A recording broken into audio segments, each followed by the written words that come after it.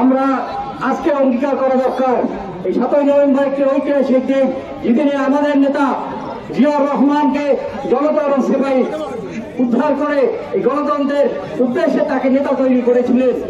আমাদের আজকে এই আগামী 26 সালের নির্বাচনে আমরা একটাই জিনিস চাই, সেটা হলো আমরা 17 বছরে নির্যাতনের শিকার হয়েছি।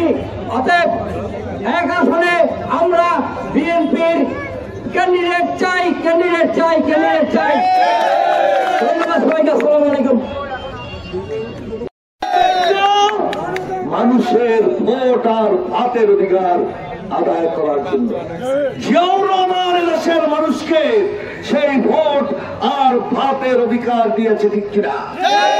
আজকে নির্বাচন নিয়ে যে তাল বাহানা চলছে, আমাদের দেশের 1971 সালের পরাজিত শক্তি যারা স্বাধীনতা চায় না, তারা কিন্তু নির্বাচন চায় না।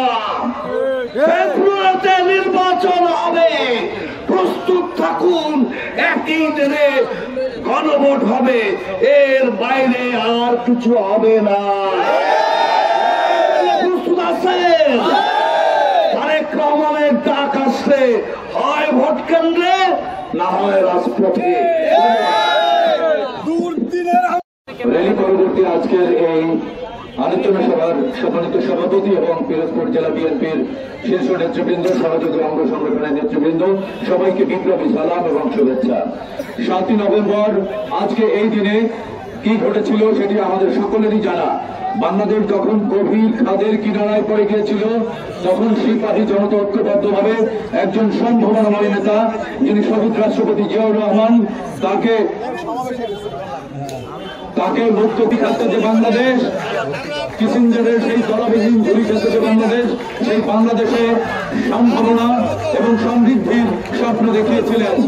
আজকে এই 24 সালের অভ্যুত্থান পরবর্তী বাংলাদেশেও জনাব তারেক রহমান যে সম্ভাবনার 31 দফা ঘোষণা করেছেন, আগামী ফেব্রুয়ারি মাসে যে জাতীয় সংসদ নির্বাচন, সেই নির্বাচনে আমরা ঐক্যবদ্ধভাবে তারেক রহমানের স্বপ্নকে বাস্তবায়ন করার জন্য কাঁধে কাঁধ মিলিয়ে আমরা কাজ করব এবং যতক্ষণ না পর্যন্ত ফ্যাসিবাদের যারা বিষ বাষ্প যারা ছড়াচ্ছে তাদেরকে যতক্ষণ না পর্যন্ত নিবৃত করা যায় ততক্ষণ পর্যন্ত আমাদের সংগ্রাম চলবে এবং সেই লড়াইয়ে সবাইকে ঐক্যবদ্ধভাবে কাঁধে কাঁধ মিলিয়ে কাজ করবার আহ্বান জানিয়ে আমি আমার বক্তব্য শেষ করছি। সবাইকে ধন্যবাদ। বাংলাদেশ জিন্দাবাদ।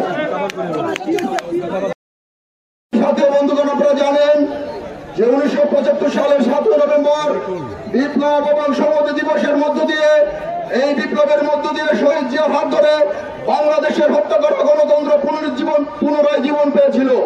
শহীদ রাষ্ট্রপতি জিয়াউর রহমানের হাত ধরে বাংলাদেশে বহুদলীয় গণতন্ত্র প্রতিষ্ঠিত হয়েছিল। বাংলাদেশের গণতন্ত্র যতবার বিপদের মুখে পড়েছে, যতবার আহত হয়েছে, শহীদ রাষ্ট্রপতি জিয়াউর রহমানের হাত ধরে, কখনো দেশনেত্রী বেগম খালেদা জিয়ার হাত ধরে, কখনো দেশনায়ক তারেক রহমানের হাত ধরে আবার গণতন্ত্র পুনরুজ্জীবনের সংগ্রামে আমরা সামিল হয়েছি।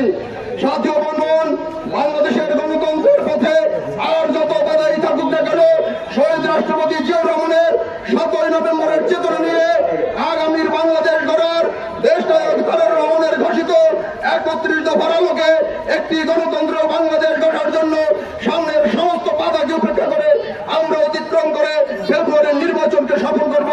এই আহ্বান